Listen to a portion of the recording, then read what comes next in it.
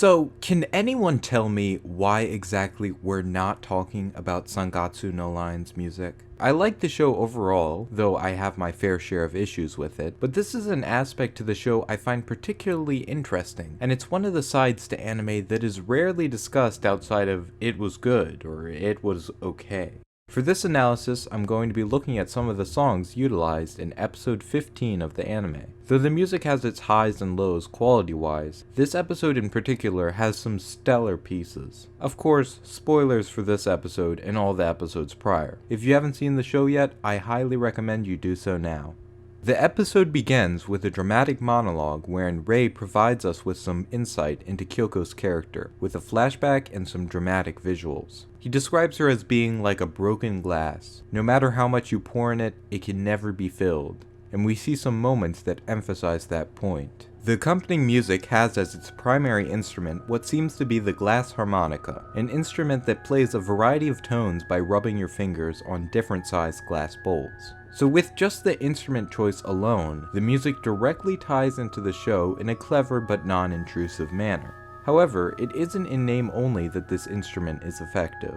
It brings an almost childlike feeling to the scene with its high-pitched, resonating sound and soft tone that is reminiscent of the celesta in Tchaikovsky's Dance of the Sugar Plum Fairy, or even that of a music box. This is much in line with Kyoko's childlike emotions and immature yet understandable actions. It simultaneously conveys a somewhat eerie yet beautifully ethereal sound.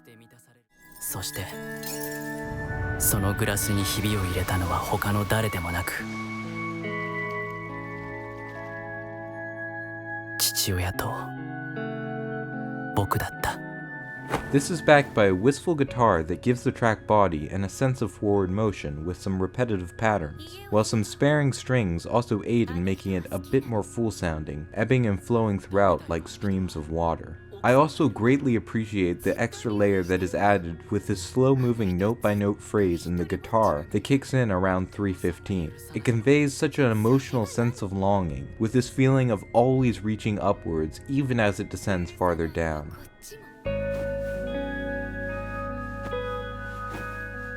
家を出るわ。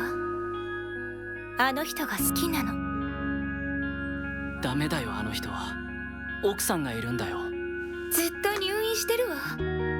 あの人ずっと一人ぼっちなのよ。 It concludes with a final note in the glass harmonica, followed by a short lick in the guitar bringing some resolution.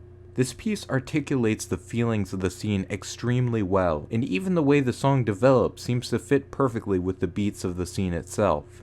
The only criticisms I can levy against it is that it does have some moments where it starts to sound a little aimless, and I also feel the final line in the guitar at the end was fairly unnecessary. I think leaving it on that singular resounding note would have been far more powerful. To emphasize my point, here is the ending of that scene, one with the original music and one with the final guitar part edited out. You can decide for yourself what you think is better. 僕が出ていくよ。僕ならどこへ行っても心配する人はいないから。でも姉さんは違う。父さんが姉さんのことを大事じゃないわけがないじゃないか。僕が出ていくよ。僕ならどこへ行っても心配する人はいないから。でも姉さんは違う。 The next song enters shortly after, as Rei gives us some exposition and anticipation of the battle between Shimada and Goto, which will determine the challenger for the Lion King title. We get an orchestral string section in a piece that unfortunately is rather short-lived, yet still manages to defy expectations in the 40 or so seconds it runs.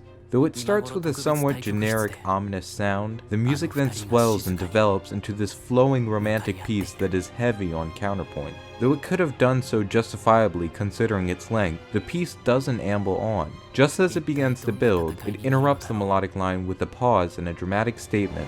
僕は島田さんと対局してる時、不思議な感覚に襲われた。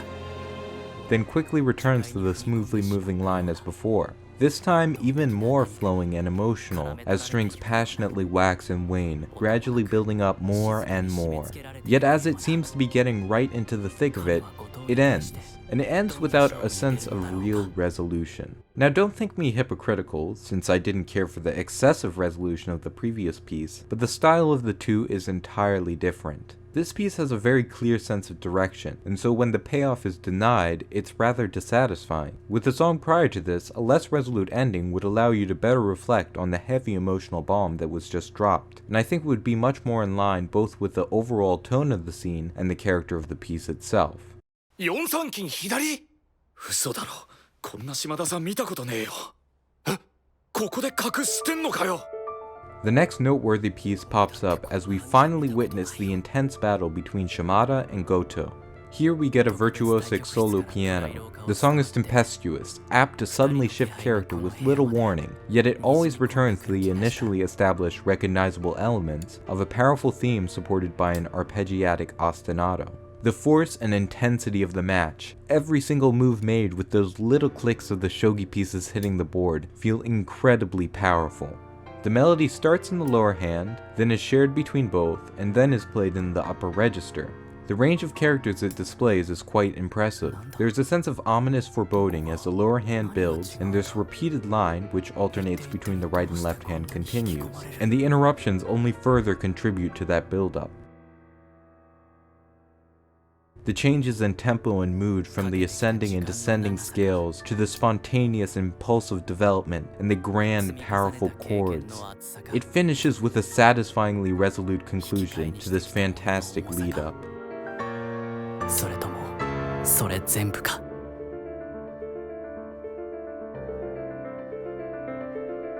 そうだ、これは自分を信頼している人間同士の戦いなのだ。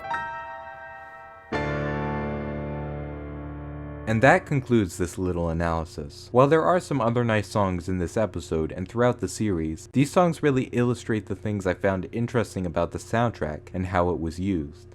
This is my first time doing this type of musical analysis video, so be sure to let me know what you thought, as there's a lot of anime soundtracks out there that I would love to do videos on in the future. I find there's a general lack of discourse when it comes to music and anime, and I wanted to do my part in changing that. Share this around and get the music analysis going, and as always, subscribe if you haven't already. You can also check out the first episode of my new podcast series where I talk about my favorite female characters in anime. In this one, I talk about Inami from Working. And if you want even more of my inane thoughts, you can follow me on Twitter for updates on videos to come and links to my many different creative outlets. Thanks for watching, and I'll catch you in the next one. それともそれ全部か。